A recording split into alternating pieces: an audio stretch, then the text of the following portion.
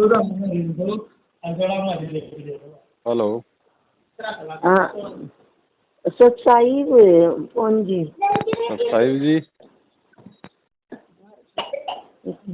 ये अनंगपाल बोल रहे थे। आप एक दिन आपके सत्संग में सुना था मैंने, अनंगपाल बिंदा जी। ये जहांगीरपुर से है, ये रानी बाग से? नहीं, राजस्थान का था ये। राजस्थान का भाभी। बस यही पूछना था, क्योंकि मेरे बेटी के ससुर का नाम था अनंतपाल, और वो नाम ले रखा था मेरे गुरु जी से, नाम लिखना, और उसने मेरी बेटी की हत्या कर दी। परेशान हूँ। नाम ले रखा था? हाँ जी, नाम ले रखा था, वो उनके ससुर थे। हाँ। हत्या कैसे हुई?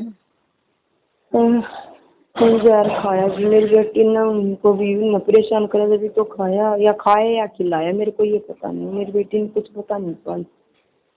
अच्छा। 5 महीने शादी में हुए थे बस। काफी पैसा लगाया मैंने बड़ी मुश्किल से। कहाँ से हो आप? ये मुर्गा के पास बक्कर वाला। अच्छा। बक्कर वाला गाँव। तो बेटी ने नाम लिया हुआ था? नहीं, बेटी ने नहीं लिया हुआ था। और उसके ससुर ने? ससुर ने और सास ने, दोनों ने लिया हुआ था। और जवाई? नहीं, जमाई ने नहीं लिया था, जमाई ने ही किया ये कांड। अच्छा। हाँ जी। मैं कैसे शांत हूँ? मेरे को कुछ ऐसा दो मैं जिससे मेरा दिमाग थोड़ा शांत हो जाए। मैं बहुत परेशान हूँ, मैं पागल हो रही, क्योंकि 5 महीने हुए थे। मेरी बेटी सीए थी, मैंने बड़ी मुश्किल से ये बनाई थी। मेरी एक सीए बेटी थी, 5.5 फुट हाइट। मैं बहुत परेशान हूँ। तो क्या मतलब बात क्या बनी थी कि क्या हो गया था? तो हमको पता नहीं था हमारे के बीच में और उसके बीच में क्या हुआ, ये पता ही नहीं चल रहा। कुछ तो समझ में नहीं आ रहा है हमको। सोच के बेटी तो बता नहीं पाई। तो आपने कोई कानूनी कार्रवाई की आगे? अभी उस टाइम तो हमने किया नहीं कुछ, उसको तो हमको कुछ पता ही नहीं था मामला। मैंने आधे घंटे पहले बेटी से बात की थी, तो उसने बोला था मेरे को, मम्मी मका क्या हम तुमने मेरे को करोड़पति के घर ब्याह दिया। मैंने बोला था मेरे को नॉर्मल आदमी चाहिए, और मैं परेशान, मैं बहुत दुखी हूँ। मका क्या हो गया, क्या बात हुई बेटे, ये तो बताओ पहले। बोला फिर मेरे दादा ससुर गुस्से बैठे, वो खाना नहीं खा रहे, और पापा ने कई बार खिलाने के लिए गए तो उन्हें खाया नहीं, मैं भी गई तो नहीं खाया। तो मैं कहा बेटा ये तो कोई बड़ी बात नहीं है। मैं कहा ये तो कोई बड़ी बात नहीं बेटा, ये तो क्या बात होगी, जब तेरे और बड़े रहे, तेरी सास रही, तेरे ससुर रहे, वो आप खिलाएंगे, आप मना लेंगे, तेरे को क्या तकलीफ है? अभी तो 5 महीने तो शादी को हुए थे। तो उसने मेरे को ये बताया जी, और आधे घंटे के बाद फिर मैंने समझाया, मैं बेटा ये कोई बड़ी बात ना है, तूने खाना बना लिया? बोली हाँ बना लिया। मैं कहा तो खा ले। बोली नहीं अब आएंगे, सौरभ नाम था मेरे दामाद का, और बोले अब आएंगे सौरभ तो खा लेंगे। बोली फिर उसका ऑफिस का काम शुरू होता, उसकी नाइट शिफ्ट थी, घर से ही चल रहा था। बोला कि सौरभ आएंगे तो खा लेंगे, बस ऐसा बोल के उसने बोली मम्मी मेरी मीटिंग शुरू होगी, अब मैं काम कर रही हूँ। बस आधे घंटे के बाद मेरे पास कॉल आ गया कि आपकी बेटी ने जहर खा लिया। वो क्या होती है उसमें पुड़िया पड़ी गेहूँ डालने की, वो खा ली। बस भी हम तो हॉस्पिटल में पहुंचे, उसकी हालत खराब थी, और 2 घंटे के बाद बेटी खत्म हो गई। बस मेरे को बस और उसके बारे में कुछ ज़्यादा पता नहीं। मैं तो जी पहले उसको वो मान ली दोषी ने कहा ये क्या किया, मेरी बेटी इतनी मैंने पढ़ाई लिखाई, तुम तो अपने पैरों पर खड़ी करी, मतलब छोटी सी बात में क्यों खाया तूने, ऐसे क्यों किया? मैं तो उसी को दोष दे रही।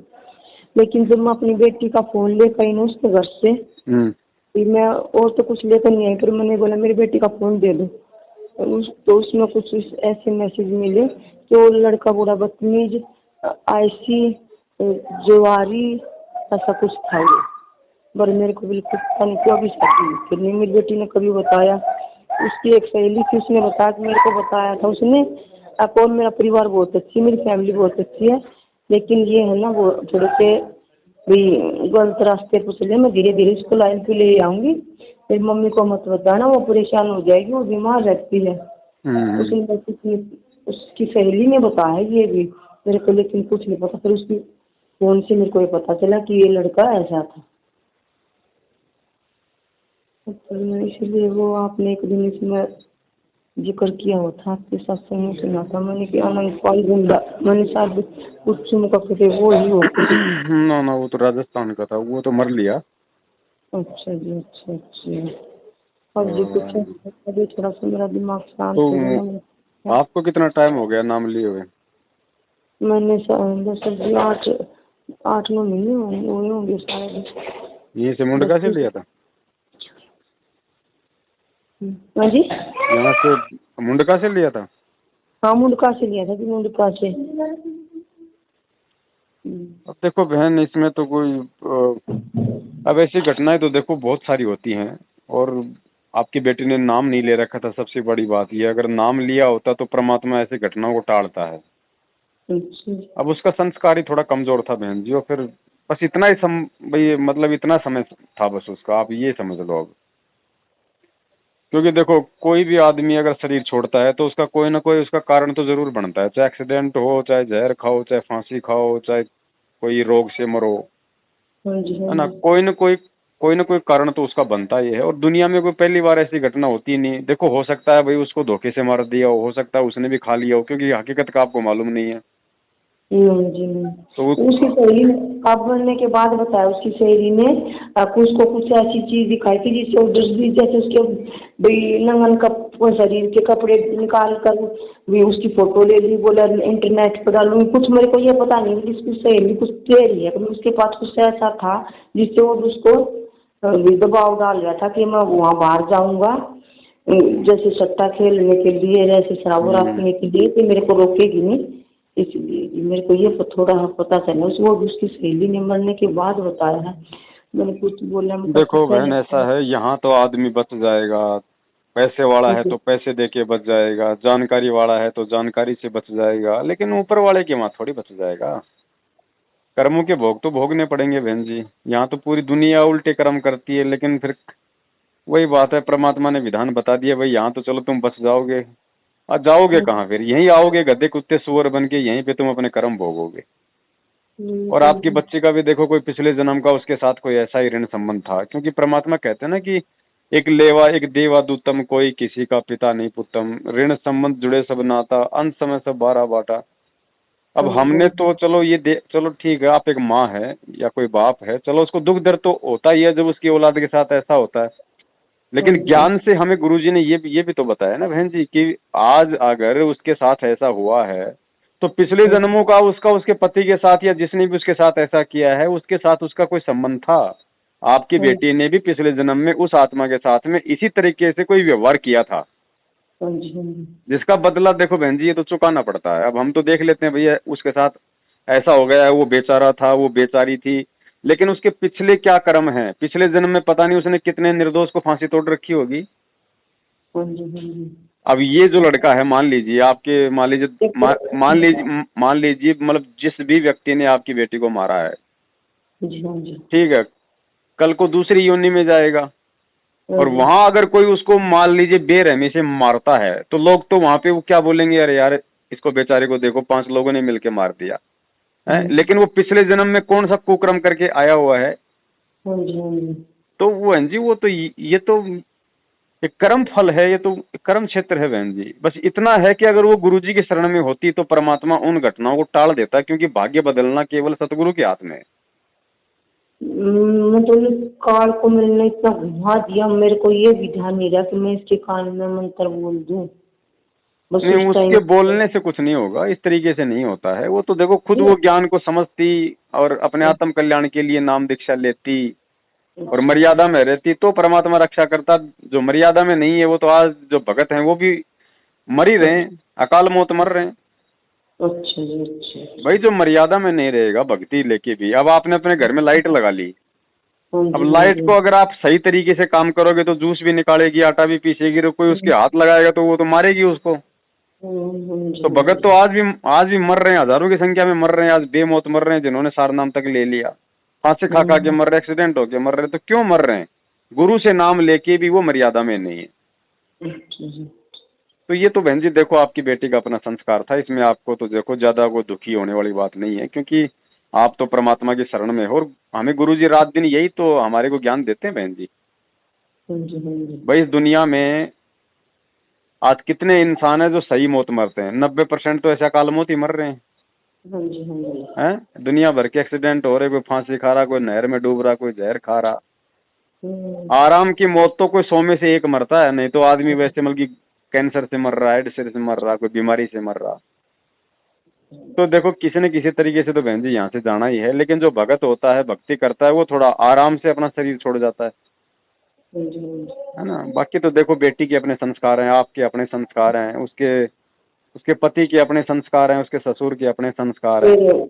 फिर जी क्या हमें केस करना चाहिए या नहीं करना चाहिए? देखो बहन मेरा तो विचार ये है, एक भगत होने के नाते परमात्मा ने जो ज्ञान दिया है ना, हाँ जी, उस हिसाब से मेरी तो आपको यही राय है बहन जी, आप परमात्मा के आप संविधान को ध्यान में रखो। हाँ और जी। अब आप मुकदमा करोगे, है ना, पता नहीं कब वो 2 साल में उसका वो सुलझ मतलब रहा हो। कल परसों स्टार्ट कर दिया ना मुकदमा?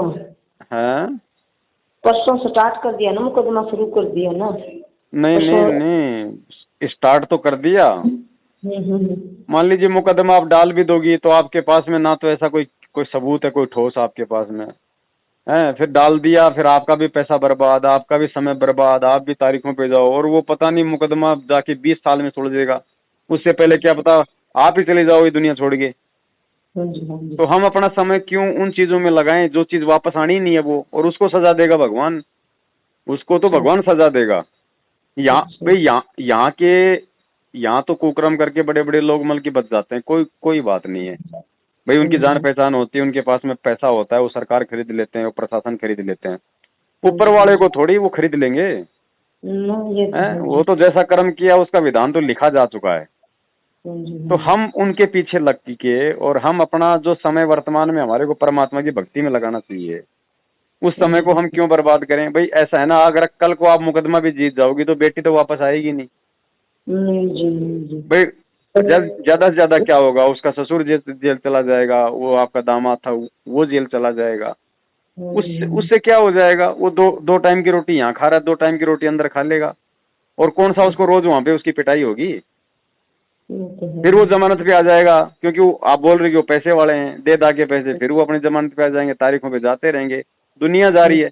तो इन चीजों में बहन जी कोई निष्कर्ष निकलने वाला नहीं है, आप भगवान पे विश्वास रखो, कर्मों का फल उसको परमात्मा देगा। जी मैं तो चाल चल रही, मेरी बेटी ने कई दिन से 2 महीने पहले बोली, मम्मी मेरे पास हमारे घर चने चावल है, आप कौन सी दवाई डालते हो उसमें, और वो दवाई ले मंगवा देना पापा से। मैं कहा ठीक है बेटा। कभी मेरे को उसका झगड़ा वगड़ा वो बहुत अच्छे से रहती थी, पर उसने मेरे सामने कोई ये नहीं बताया कि मेरा ऐसे झगड़ा भी होता है। और 2 महीने से रखी थी वो उस दिन आकर मंगलवार को आई, जामुन का दवाई लेना आई थी, बोली मम्मी मेरी दवाई दे जाना, मैं गेहूं में डालने वाली मेरे। मैंने वो दी आई मैं उसको, मेरे को कोई बहन भी नहीं था। अब भी ऐसा कुछ है भी, इनका झगड़ा है कुछ है भी। तो जी फिर क्या हुआ, वो मेरा पर ही ब्लेम आ गया, वो अपनी मम्मी के घर से दवाई ले आई थी और वो इसी ने खाई। तो पता है गाँव में तो तरह की वो बनती बात है। अब भी आपकी लड़की का, इसकी लड़की का करेक्टर खराब होगा इसीलिए इसने दवाई दे दी अपनी बेटी को, उसने खा ली। तो उससे मतलब मेरा दिमाग एकदम सुन्न हो गया।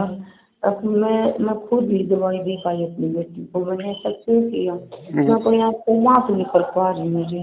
देखो बहन जी, जो उसके भाग्य में था उसको इसी तरीके से इसी विधि से उसको मरना था, बस उसका वो समय था बहन जी। आप इन चीजों को चाहे कितना ही सोच लो कितना ही कर लो, वो जा चुकी है, उसका इस दुनिया में इतनी समाधि मिली थी उसको। बहाना तो कोई न कोई बनता ही है, आपका भी बनेगा, मेरा भी बनेगा, सबका बनेगा। लेकिन अगर वो शरीर छोड़ के जा चुकी है तो आप ये निश्चित मान लो कि उसकी केवल इतनी सांसें बाकी थी, वरना जिसकी भगवान ने सांसें ज्यादा लिख रखी है उसकी कौन मिटा देगा। तो बस उसका इतना ही संस्कार था। अब हम उसके बारे में ना सोच के बहन जी हम अपनी भक्ति के बारे में सोचें कि परमात्मा अगर मेरी भक्ति नहीं बनी, मैं अगर यहाँ पे रह गई और दूसरा जन्म हो गया तो क्या पता, जैसे आज मेरी बेटी के साथ में हुआ है, ये तो काल का लोक है, हो सकता अगले जन्म में मेरे साथ भी ऐसा ही कोई हो जाए कुछ। तो हम इन वो दुखों से बाहर निकलें। हाँ जी, हाँ जी।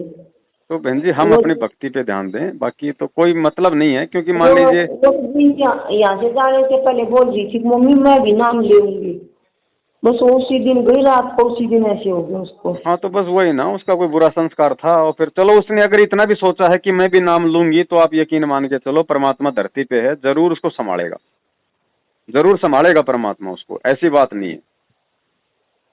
जी भगत की बेटी या भगत का रिश्तेदार भी अगर शरीर छोड़ता है, और अगर गुरुजी का अगर उसने विरोध नहीं किया, तो परमात्मा डेफिनेटली उसको मानव जन्म देगा। और जी भगत का नहीं, वो जो ससुर था, मेरे को उसका भी वो ऐसे ऐसे बता रही है, मेरे को ऐसे लगता था वो नाम ले रहा है, वो भी सट्टे लगाता था, ऐसे लग रहा।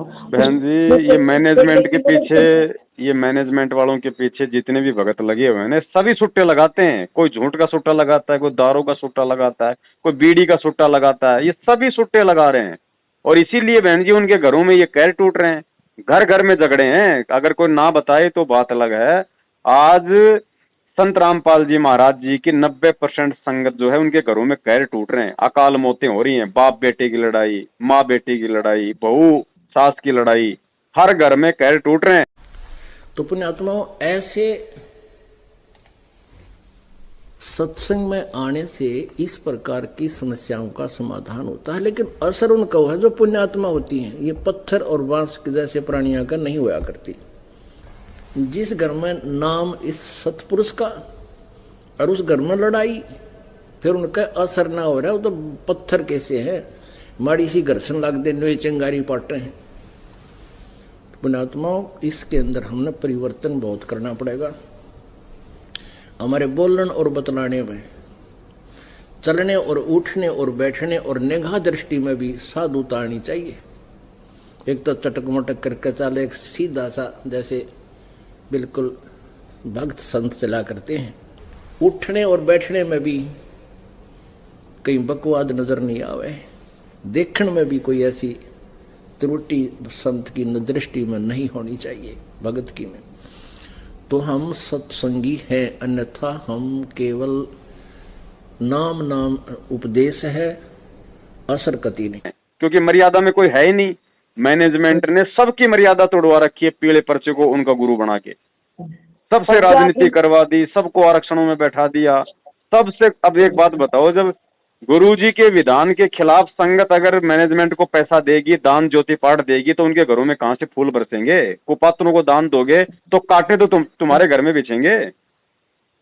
तो सुखी कोई नहीं है बहन जी, कुछ सत्सेवकों को छोड़ के, जो परमात्मा को परमात्मा मानते हैं, मर्यादा में रह के भक्ति कर रहे हैं। जब रिश्ता हुआ तो मैंने जब ये सुना कि मेरे भी दोनों नाम ले रहे हैं, मेरे को बड़ा खुश हुआ था कि बड़ी अच्छी फैमिली बिल्कुल भी नाम ले रहे हैं, तभी उसके विचार भी अच्छे होंगे, उनके उसके भी विचार होंगे। मेरे को नहीं पता। इस लड़के पर खुद अब 4 दिन पहले उसका बाप नाम दिवा के ले आया, नाम तो दिवा ले आया पर खेला वो लॉटरी, ये जुआ। बहन जी ऐसे नाम लिया हुआ काम नहीं करता ना। अब ये नाम तो ज्ञान को समझ के, जब तक खुद की आत्मा अंदर से उस चीज की इच्छा नहीं करेगी कि मुझे नाम लेना चाहिए, मुझे मेरे मोक्ष के मार्ग की तरफ आगे बढ़ना चाहिए, तब तक ये नाम काम ही नहीं करेगा। अब नाम दिलवा दिया, हो सकता है उसने बाप की शर्मा शर्मी में नाम ले लिया। अब आप कह रही हो सट्टा भी खेलता था, जुआ भी खेलता था, फिर काहे का भगत था वो? हाँ जी, मेरे को तो लग रहा है उसका बाप भी खेलता है। अब खेलता हो कोई बड़ी बात नहीं बहन जी, उसका बाप जिन लोगों के पीछे चल रहा है वो सब खेलते हैं, सब खेलते हैं। वो इन आश्रमों में क्या होता है? अरे ये लोग जो गुरुजी के रहते सहते बरवाला आश्रम में सारी अय्यासियां करते थे, उल्टे कुक्रम करते थे, आज गुरुजी के पीछे संगत के दान पे जो आश्रम खोल के बैठे हैं, ये मुंडका दिल्ली विल्ली जहां भी, आज ये क्या नहीं करते? सब कुछ करते हैं बहन जी। जगत वालों से गया गुजरा इनका आचरण है। तो इनके पीछे जो भगत लगे हुए हैं वो क्या करेंगे बहन जी? इसीलिए बहन जी आपकी बेटी के साथ ये हो गया। वरना आप विचार करो, गुरुजी तो कहते हैं कि जिस घर में परमात्मा की वाणी चलती हो, उस घर में तो काल जो है 20 कदम दूर रहता है। अब आप तो कह रही है कि उसके पति ने भी नाम ले लिया था, उसका ससुर भी नामदानी था, उसकी सासू भी नामदानी थी, हैं? हाँ जी। तो फिर क्यों हुआ बहन जी उस घर में ऐसा? ये तो है मर्यादा जी। नहीं है ना भाई। हाँ जी, हाँ हैं? जी। ये जितने भी लोग जिन्होंने गुरुजी की मर्यादा तोड़ी है बरवाला कांड के बाद में, या आज वर्तमान तक, सबको हाँ जी। सच्चाई का पता होने के बाद भी अगर जो लोग इनके साथ में लगे हुए हैं, बहन जी उन सब के घरों में कैर टूट रहे हैं, जिसके नहीं टूटे तो उसके टूटने वाले हैं। जी वो उसका जो थे ना दादा ससुर, तो वो एएसपी थे, मतलब उसमें 2 नंबर से मतलब बहुत कमाई कर रखी थी। अब मेरे को ये लग रहा है मैंने उस घर में बेटी नहीं देनी थी, वो 2 नंबर की कमाई थी। नहीं देखो बहन जी, बात ऐसी है, आपकी बेटी अगर उपदेशी होती जब तो उसका बाल विवाह का नहीं होता, अगर मर्यादा में रहती तो उसके दादा ससुर ने चाहे कितनी प्रॉपर्टी चाहे 2 नंबर से इकट्ठी कर रखी हो। अच्छा परमात्मा जी। कहते हैं कि कबीरा तेरी झोपड़ी गल कटियन के पास, जो करेगा सो भरेगा, तू क्यों भैया उदास। आपकी बेटी अगर परमात्मा की भगत होती, नाम लिया होता, अपनी भक्ति करती, तो चाहे उसका पति 2 नंबर से कमाओ चाहे उसका ससुर 2 नंबर से कमाओ, उस बेटी पे कोई आंच नहीं आने देता परमात्मा। अच्छा जी। अच्छा। लेकिन एक तो आपकी बेटी ने नाम ले रखा था, दूसरा आपने ऐसे घर में बेटी ब्याह दी जहाँ पे लोग परमात्मा की मर्यादा में नहीं थे नाम लेके भी। मेरे को तो पता नहीं था ना। इसीलिए तो ये बहन जी हम मतलब मना कर रहे हैं ना कि भाई ये 2014 के बाद में ये जो रमैनियां करवा रहे हैं, ये रामायण बना दी इन्होंने गुरुजी की रमैनी को। इनको पाठ का पैसा चाहिए, फिर चाहे चाहे गधे के साथ में चाहे घोड़ी को दे दो, चाहे घोड़ी के साथ में चाहे गधा बांध दो, कोई दिक्कत नहीं इनको, इनको केवल पैसा चाहिए मैनेजमेंट वालों को। जैसे मैं नाम ले रही थी तो मेरा उसको कोई वो असर नहीं मिलता था उसको, जैसे लड़की को। बहन जी देखो ऐसा है, लड़की के संस्कार भाई अपने अलग हैं, आपके संस्कार अपने अलग हैं। आपकी बच्ची मान लो अगर 2-3 साल तक की होती ना, तब तो परमात्मा आपकी भक्ति के कारण भी उसकी रक्षा करता, क्योंकि वो नादान थी, वो अनबोल थी। अब आपकी बच्ची तो खुद अपने पैरों पे खड़ी थी, वो सीए थी। हाँ जी। अब इतनी बड़ी हो के यदि खुद वो अपने आत्म कल्याण के लिए चिंतित नहीं होगी, तो आपकी भक्ति से परमात्मा उसकी कहां तक रक्षा करेगा। अब तो ऐसा है बहन, देखो जो हो गया सो हो गया, उसके ऊपर सोचने से या कोई चिंता करने से कोई मतलब तो निकलने वाला नहीं है। हैं? आप अगर अपनी भक्ति पे ध्यान दोगी, अगर परमात्मा के प्रति थोड़ा सा आगे बढ़ोगी और अपनी मर्यादाओं का ध्यान रखोगी, तो बहन जी हो सकता है परमात्मा आप पे दया बनाए रखे। क्योंकि हमने आप देखो बहन जी, ये तो है नहीं कि उस बेटी का वो पहला जन्म था, वो असंख्य बार जन्म ली, असंख्य बार वो मर ली बहन जी। हैं? जैसे कर्म होते हैं हमारे, वैसा ही उसका प्रारब्ध लिखा जाता है। हमें भगवान मिल गया, हमें मौका मिल गया, हमें ऐसी घटनाओं से हमारे को मतलब विचार करना चाहिए, हमारे को सबक लेना चाहिए और परमात्मा की तरफ और ज्यादा विश्वास के साथ हमारे को आगे बढ़ना चाहिए कि भैया यहाँ कोई किसी का नहीं है। अरे जब गुरुजी के बेटा बेटी खुद अपने गुरुजी के नहीं हुए हैं, आज गुरुजी को जेल में करवा के खुद वो भगोड़े बन के घूम रहे हैं, संगत को लूट रहे हैं। बहन जी यहाँ कौन किसका है सिवाय इस परमात्मा के। लोगों ने यहाँ पे परमात्मा को नहीं बख्शा, सोचो आपकी बेटी को कौन बख्शने वाला था यहाँ पे। ये तो है जी। तो बहन जी इस पे सोचने की कोई वो बात नहीं है। ये तो देखो आज नहीं तो बहन जी 20-30 साल बाद उसको तो वैसे शरीर छोड़ना था, क्योंकि आजकल 60-70 साल आदमी जीता है, तो किसी न किसी कारण से तो जाना ही था बहन जी। अगर कल को अगर वो एक्सीडेंट में मर जाते, फिर आप किसको दोष देती। मैं अपने आप को जो दोष दे रही हूँ कि उसको मैंने ये क्यों देखा ही। देखो उसमें आपका दोष नहीं है ना, आपने कोई उसको मतलब कोई पीने के लिए तो दी नहीं थी, भाई उसने तो अनाज में रखने के लिए ली थी, तो आपने उसको जाके वो दे दी, तो इसमें आपका दोष थोड़ी, आपको थोड़ी पता था कि भाई ऐसी ऐसी घटना हो जाएगी, तो आपका दोष नहीं है इसमें। अब मान लीजिए मेरी पत्नी या मेरी मान लीजिए कोई परिवार में है और वो सब्जी काटने के लिए मेरे से चाकू मंगवाती है और मैं मार्केट से 5 रुपए का चाकू ला के दे देता हूँ और शाम को अपना गला काट लेती है, तो मेरे को थोड़ी पता था इस बात का, उसमें मेरा दोष थोड़ी है, मैंने तो सब्जी के लिए ला के दिया था। तो इन चीजों पे आप ज्यादा चिंतित ना हो बहन, परमात्मा को आप एक काम करो बहन, देखो कहीं ना कहीं आप भी परमात्मा की थोड़ी मर्यादाओं से दूर हो, है ना। हाँ जी मैं कोई दिन से तो बिल्कुल। हाँ तो आप सबसे पहले तो आप इस चीज को है ना थोड़ा सा विचार करो शांति से, ठीक है, सोच समझ के। दुनिया की बेटियां शरीर छोड़ रही हैं, दुनिया के लोगों की बेटियां तो कैसे कैसी निर्मम हत्या से मारी जाती हैं, उनको आग में जला दिया जाता है, बताओ मतलब देखो जिसका जैसा संस्कार है वो तो वैसा जाएगा जब तक परमात्मा के शरण में नहीं है।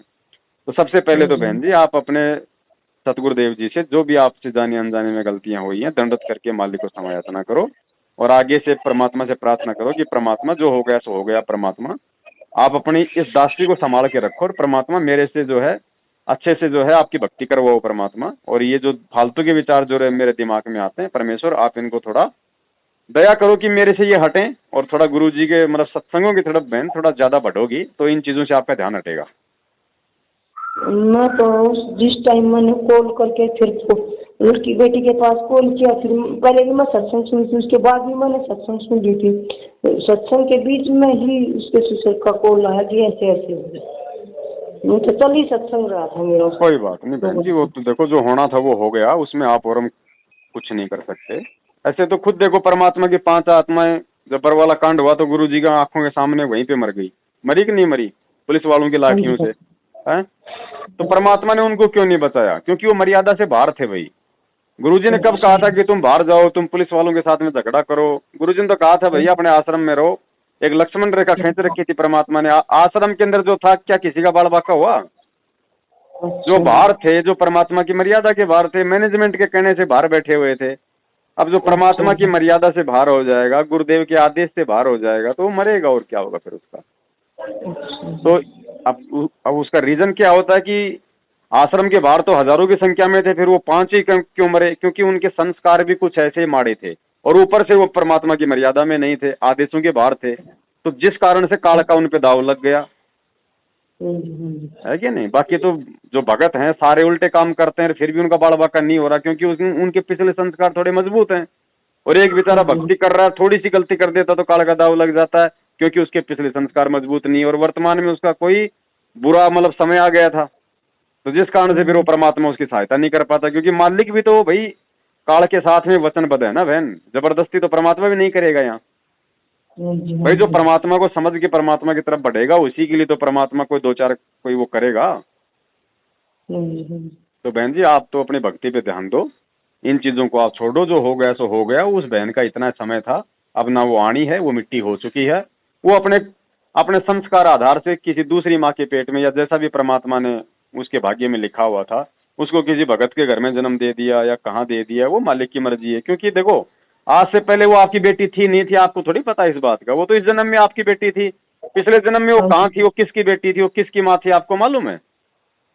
ये हमारे नहीं है बहन जी। गुरु जी सत्संगों में रात दिन यही तो हमारा अमल की भ्रम तोड़ते हैं कि भाई वो मेरी आत्मा है, तेरे पास तो खाली तेरे संस्कारवश थी, वो पिछले जन्म का कोई लेन देन था जिस कारण से तेरे परिवार में तेरी माँ बेटा भाई बहन बना के आई हुई थी, है? वो तो परमात्मा की आत्मा थी। पिछले जन्म में कहाँ थी हमें नहीं पता, अब आगे कहाँ गई हमें नहीं पता, तो हमारे कहाँ थे वो? हम कहाँ थे पिछले जन्म में? हम किसके माँ बाप बेटे थे हमें नहीं पता। तो इन आत्माओं के ठेकेदार हम नहीं है बहन जी। वो जब तक थी तब तक आपने सेवा पानी की, उसको पढ़ाया लिखाया, आपने अपनी जिम्मेदारियां पूरी कर दी। बाकी उसका भी तो अपना संस्कार है, उसको आप थोड़ी मतलब कोई वो काट सकती हो,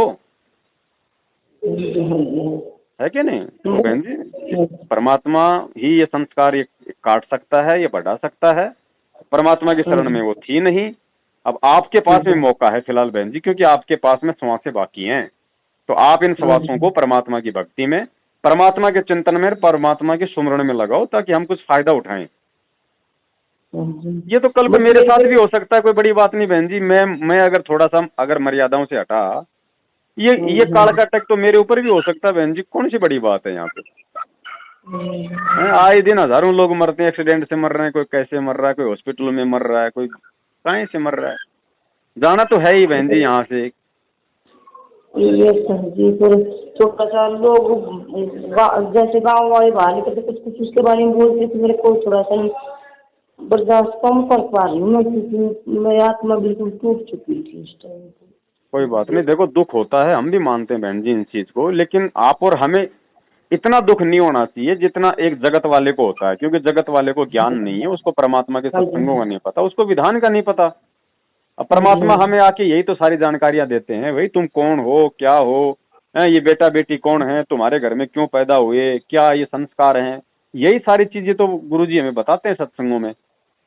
और ये बहन जी आपकी भी अभी ये जो है वो परीक्षा थी आपकी भी। जब आपकी बेटी गई तो आपने विचार करना चाहिए था गुरुजी के सत्संगों के आधार से कि भैया ये तो परमात्मा के अंश हैं, ये तो आने जाने हैं। आज मेरे घर में था, कल को किसी दूसरे के घर में जाएगा, तीसरे दिन किसी तीसरे के घर में चला जाएगा। हमने अपने आत्म कल्याण की तरफ आगे बढ़ना बहन। अब उसकी कंडीशन को देखकर मेरी थोड़ी सी कोई बात नहीं बहन जी, आप केवल अपनी बेटी की कंडीशन के लिए चिंतित हो, जबकि दूसरे की बेटियां भी तो इसी तरीके से मर रही हैं। हम उनके बारे में क्यों नहीं सोचते? वो भी तो किसी की बेटी है, हम उसके बारे में तो नहीं सोचते। हमारी बेटी के साथ हुआ तो हमें चिंता हो गई। इसी भ्रमणा को तोड़ने के लिए तो गुरुजी हमें सत्संग सुनाते हैं कि भैया ना तो दूसरे की बेटी उसकी बेटी है, ना तेरी बेटी तेरी बेटी है, सारे के सारे परमात्मा के बेटे बेटियां हैं, आप और हम भी। तो हमसे ज्यादा दुख तकलीफ तो उस भगवान को होती होगी ना। चलो हमें तो नहीं पता था, लेकिन उस अंतर्यामी गुरु को तो पहले पता था ना कि उस बेटी के साथ में अब क्या होना है, या लाखों लोग जो मरते हैं दिन में उनके साथ में क्या होगा। फिर भी वो उनकी रक्षा नहीं करता। क्यों नहीं करता? क्योंकि परमात्मा का विधान है, जो जन मेरी शरण है ताका हूं मैं दास। परमात्मा तो उसी की रक्षा करे ना जो उसकी शरण में होगा, या फिर उसकी रक्षा होगी जिसके पिछले भक्ति संस्कार थोड़े मजबूत हैं। और तो कोई तरीका है ही नहीं यहाँ पे रक्षा का। बाकी आप इतना यकीन मानो कि अगला घर भी नामदानी था, भले ही वो मर्यादा तोड़ रहे हो, भले ही वो सुट्टे मार रहे हो, भले ही वो जुआ खेल रहे हो, कुछ दिन तो नालायकों ने मर्यादा में रह के परमात्मा का जाप किया ही होगा। और आपने भी जितनी भक्ति की है उस आधार से बहन जी आपकी बेटी दोनों परिवारों के बीच में थी, ठीक है। तो परमात्मा, आप इतना मतलब आप जी विश्वास रखो कि अब तक तो उस आत्मा को परमात्मा ने किसी दूसरे भगत के घर में भेज दिया होगा। आप ये पूरा मतलब यकीन मान के चलो। आप दूसरे भगत के मतलब किसी भी माता बहन के पेट में परमात्मा ने उस आत्मा को डाल दिया होगा, और जैसे उसकी आंख खुलेगी बहन जी, वो सच्चाई बोल के खड़ी होगी, अपनी भक्ति शुरू कर देगी। अब बताओ, वो तो उधर अपनी भक्ति में लग गई, उसको तो मालूम ही नहीं कौन मेरी माँ थी, मैं कैसे मरी, और आप उसकी चिंता में अपनी भक्ति बर्बाद कर रही हो। तो इस ज्ञान को आधार बनाओ बहन थोड़ा। भाई उसको थोड़ी पता है, वो तो चली गई, वो तो अब दूसरे जहां भी वो जन्म लेगी, किसी भगत के लेगी या किसी और परिवार में लेगी, उसको तो पिछला कुछ याद है ही नहीं। मेरा कौन पति था, मेरी कौन माँ थी, मैं सीए थी कि मैं पीए थी, कुछ मालूम ही नहीं उसको। वो तो अपनी मस्ती में मस्त हो जाएगी, एक नया जीवन ले लेगी, और आप इधर उसके टेंशन में अपना समय बर्बाद कर दोगी, जबकि ये समय परमात्मा की भक्ति में लगाने का है। तो बहन जी हमने इस प्रकार से, और दूसरी बात बहन, परमात्मा ने हमारे को एक मतलब विधि बता रखी है। परमात्मा ने कहा है आपके परिवार में यदि ऐसे किसी की मौत हो जाती है, ठीक है, तो आप उस आत्मा के नाम का परमात्मा के चरणों में पाठ का संकल्प कर लो। अगर गुरुजी आश्रम में हो जब, तो पाठ का पैसा आप गुरुजी के हाथ में दे दो कि परमात्मा, आपकी वो आत्मा थी, वो शरीर छोड़ गई, परमात्मा उसके निमित्त, क्योंकि आपने बोल रखा है गुरुदेव कि ऐसी कोई आत्मा यदि शरीर छोड़ देती है और यदि उसके नाम का अपने गुरु को पाठ करवा दिया जाता है, तो गुरुजी उस आत्मा को मानव जन्म देके उसको भक्ति पे लगा देता है। अच्छा जी। तो आज गुरुजी है नहीं, तो अब आप क्या कर सकती हो, आप अपने घर पे गुरुजी को दंड प्रणाम करके और गुरुजी से प्रार्थना करो कि हे परमपिता परमेश्वर, आपके वचन अनुसार, आपके विधान अनुसार मैं अपनी बेटी के निमित्त होके, और परमात्मा मैं आपको पाठ का संकल्प करती हूँ परमेश्वर, वो आपकी आत्मा जहां कभी कहीं भी हो परमात्मा, उसके संस्कारवश आप उसको अपने शरण में लेने की कृपा करना मालिक, उसको भक्ति पे लगाना। बस इतनी सी आप उनसे प्रार्थना करके और गुरुजी को पाठ का संकल्प कर लो कि गुरुदेव मैं उस आत्मा के नाम पे आपके चरणों में पाठ का संकल्प करती हूँ, और जब आप आश्रम में आ जाओगे जेल से, जितना आप कहोगे कि बेटा पाठ का 7,000 रुपये, 6,000 रुपये है या 15,000 रुपये, उतना पैसा परमात्मा मैं सीधे आपके हाथों में दूंगी। बस संकल्प कर लो, साधु भूखा भाव का, धन का भूखा नहीं। परमात्मा तो अंदर के भाव देखता है, ये पैसों का भूखा थोड़ी है परमात्मा। तुरंत उस आत्मा को परमात्मा आपके संकल्प करते ही जिस भी योनि में होगी वहां से उठा के परमात्मा किसी भगत माँ बहन के पेट में डाल देगा, और वो आंख खोलते हुए सच्चाई बोलेगी। अभी तो सर आज 6 ही दिन हुए बस। हैं? अभी तो 6 ही दिन हुए हैं। हाँ अच्छा, अभी मतलब 6 दिन हुए हैं क्या? हाँ तो कोई दिन नहीं, कोई बात नहीं बहन जी, चाहे 6 दिन हो, चाहे 6 घंटे हो, चाहे 6 महीने हो, या चाहे 6 साल हो गई हो उसको शरीर छोड़े हुए, जिस दिन आप पाठ का संकल्प कर लोगी उसी दिन परमात्मा जिस भी योनि में होगी तुरंत उसका शरीर छुड़वा के और किसी भगत के घर में जन्म दे देगा परमात्मा। हाँ, ये मालिक का विधान है, क्योंकि सतगुरु ने जो बोल दिया वो फाइनल है। साध वचन पलटे नहीं, पलट जाए ब्रह्मांड। ये गुरुजी ने विधि बता रखी है अपने सत्संगों में कि आपका कोई दादा परदादा भी अगर कोई शरीर जैसे उसने छोड़ दिया, आप उसके नाम का भी अगर पाठ करवाते हो तो आपके पूर्वजों का भी परमात्मा मोक्ष कर देगा। अच्छा जी। हाँ जी, तो इसमें टेंशन वाली बात नहीं है बहन जी, सतगुरु ने जो बोल दिया फाइनल है। तो आप यकीन मान लेना, अपना गुरुजी को उस आत्मा के नाम का पाठ संकल्प करते ही आप निश्चिंत हो जाना, भूल जाना आप इन कहानियों को, आप इन किस्सों को, ये मुकदमा करना वो करना, सब भूल जाओ, हमें कोई मतलब नहीं, हम भगवान के आश्रित हैं। उस आत्मा को परमात्मा अपने शरण में ले लेगा। मुकदमा तो हमको डाल चुके ना। देखो तो क्या देखो बहन जी, मेरी तो आप जी से यही हाथ जोड़ के विनती है, हम भगत हैं, अगर हम देखो हम परमात्मा के विधान से परिचित हैं बहन जी, और इस विधान से परिचित होने के बाद और एक भगत होने के बाद, क्योंकि ये कर्म करने से हमारा समय बर्बाद होगा, हमारी टेंशन बढ़ेगी, हमारा पैसा खर्च होगा, हमारी वो चिंता बढ़ेगी, और लेना देना कुछ है नहीं, ना तो वो आत्मा जो है वापस आएगी, ना कोई लेना ना कोई देना, उसको तो अपने कर्मों का फल बहन जी वैसे भी मिलना है, चाहे यहाँ मिल जाओ चाहे आगे मिल जाओ। तो अब हमने किसी के प्रति ऐसा सोचना भी नहीं है कि उसको सजा मिले। गुरु के भगत होने के बाद में चाहे लाख हमारे साथ में कोई दोगला व्यवहार करे, गुरु जी क्या पढ़ाते हैं हमारे को रोज नित्य नियम में, जो तोकू काटा बो है ताको बो तू फूल, और तोहे फूल के फूल हैं उसको है त्रिशूल। तो परमात्मा देगा ना उसको त्रिशूल, 3 गुना ज्यादा दंड देगा उसको परमात्मा। और अगर हम उसको अगर दंड देने की सोचेंगे तो भगवान अपने हाथ पीछे कहीं चलेगा। तो हम परमात्मा के विधान से परिचित हैं बहन जी, सत्संग इसीलिए सुने जाते हैं। तो इन सब चीजों से बाईपास निकल जाओ, उसके कर्मों पे उसको छोड़ दो। आपकी बेटी के कर्म थे वो अपना भोग गई, अब आप अपने कर्म मत बिगाड़ो, परमात्मा की भक्ति में लगो।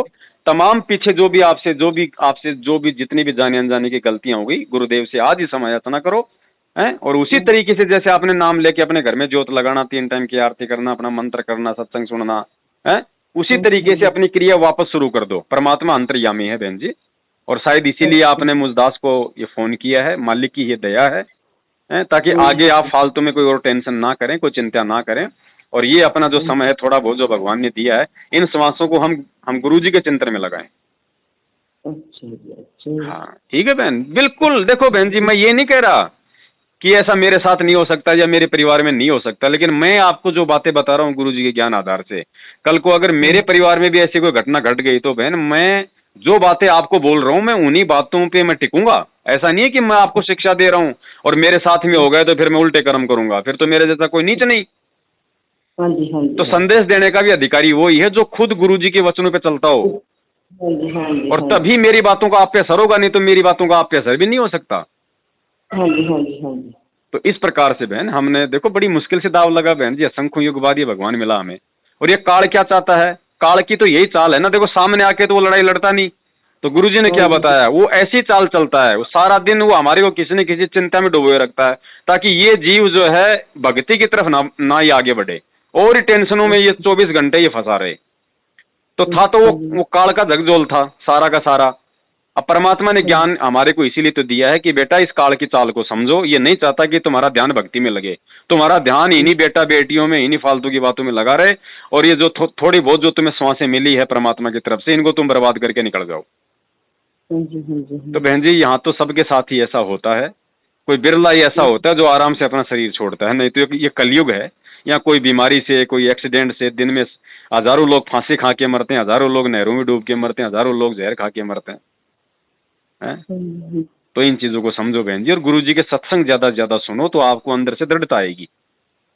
मैं तो जी मतलब ये होने से पहले पूरे दिन इसमें बहुआरी काम तो कर ले, मैं तो सत्संग सुनती रहती, उस टाइम भी मैं तो सत्संग, इससे पहले भी मैं तो सत्संग सुन रही थी, उसका फोन आया। और आपके जो भगत जी हैं उनको भी थोड़ा समझाओ कि देखो जी जो हो गया सो हो गया, अब हम अपना क्यों समय और अपना पैसा बर्बाद करें फालतू में, सजा देगा भगवान देगा, उसके कर्म उसके साथ है नालायक के। हम बुढ़ापे में अपना थोड़ा बहुत समय दिया, भगवान ने अपनी भक्ति में लगाए। नाम ले रखा है क्या भगत जी ने? नहीं जी, मैं अकेली राम वाली हूँ। कोई बात नहीं, आप उनको ये बातें जरूर बताना, उसके बाद अगर भगत जी नहीं मानते हैं तो आप जोर जबरदस्ती मत करना, क्योंकि देखो फिर भगत जी का अपना संस्कार है, आपके अपने संस्कार है बहन जी, यहाँ दबाव नहीं दिया जा सकता यहाँ किसी को भी, और ना दबाव देने से कोई मानता है। आप उनसे प्रार्थना कर सकते हो कि जी देखो अगर वो बेटी हमारी होती या उस बेटी का आगे जीवन होता तो उसको मार कौन सकता था, लेकिन हमारी बेटी का समय केवल इतना ही था, और जिसका समय इतना हो। अब एक बात बताओ, श्री कृष्ण जी का खुद का भांजा था अभिमन्यु, महाभारत के चक्रव्यूह में मारा गया। अब क्या भगवान अपने भांजे को नहीं बचा सकता था? लेकिन उसकी सांसें बाकी नहीं थी, उसका जीवन ही इतना था। तो आपकी बेटी को कौन बचा देगा जब श्री कृष्ण अपने भांजे को नहीं बचा पाया? और बचाने वाला था ये भगवान जो आज इस धरती पे है, प्रकट है। अब वो उस भगवान की शरण में थी नहीं, तो अब उसको भगवान शरण में ले लेगा। जो विधि परमात्मा ने बताई है, आप उनके नाम का पाठ का संकल्प कर लो, निश्चिंत होकर अपनी भक्ति करो, परमात्मा उस बेटे को किसी भगत के घर में जन्म देगा, आप निश्फिक्र रहो। दास आपको गुरु जी का वो सत्संग भी भेज देगा ताकि आपको शांति मिले कि हाँ मेरे गुरु जी ने जो बोल दिया फाइनल है। भेजना जी प्लीज, मैं बहुत परेशान, मैं बहुत हाँ ही परेशान हूँ। ठीक है बहन, मैं ये आपका व्हाट्सएप नंबर है ना? व्हाट्सएप नंबर तो नहीं है ये। तो फिर आपको सत्संग कैसे भेजूंगा बताओ? मैं एक मिनट बच्चा था पूछूं व्हाट्सएप, समझोगे? ये मेरा नंबर व्हाट्सएप नंबर भी यही है। हाँ यही है सर। ठीक है, मैं इसी नंबर पे भेज दूंगा और कोई टेंशन नहीं बहन जी, निश्चिंत होके अभी गुरु जी को जाके दंडवत करो और उस बेटी के नाम का पाठ संकल्प करो और निश्चिंत हो जाओ बहन जी। बस सोचो आपने उधर संकल्प किया, उधर परमात्मा ने नए पेट में डाल दिया उसको। अच्छा जी, अच्छा। हाँ ठीक है बहन, ठीक है जी। सत साहिब जय हो बंदी छोड़ के। जय सतगुरु की संगत करते सकल कर्म कट जाई, अमरपुरी पर आसन होते जहां धूप ना छाई। परमात्मा कहते हैं जय सतगुरु की संगत करते, जय सतगुरु की शरण में चले जाते, ना तो श्राद्ध निकालने की जरूरत है, ना पिंड भरवान की आवश्यकता, और ना, क्योंकि वो भूत नहीं बने। हमारे जो भक्ति कर रहे हैं वो भूत प्रेत पितर की योनि में नहीं जाएंगे। और पुण्यात्मा, और यदि आपके पितर, आपके माता पिता, क्योंकि वो तो अंडरस्टूड है, जो भक्ति नहीं करके किसी ना किसी योनि में कष्ट उठा ही रहे हैं, कि भूत बने होंगे कि तो पशु पक्षी की योनि में होंगे। अब आपकी सच्ची श्रद्धा स्वाभाविक है कि आपकी आस्था भी जाएगी उनके प्रति के भगवान मेरे माता पिता की तो बहुत गुंडी दुरुक्ति हुई होगी, तो उसके लिए भी समाधान परमात्मा बताते हैं। आपके उन पितरों तक का छुटकारा आपकी भक्ति से हो जाएगा, और ऐसे हो जाएगा कि आपको पता भी नहीं चलेगा। इसका ये इतनी बेनिफिशियल है। कहते हैं भक्ति बीज होवे जो हंसा, और तारों तास के कुत्र वंशा। आने वाली 101 पीढ़ी तो पार होएगी, और जो पितर और योनियों में दुख पा रहे हैं उनका भी छुटकारा हो जाएगा। उसकी विधि बताई जाती है।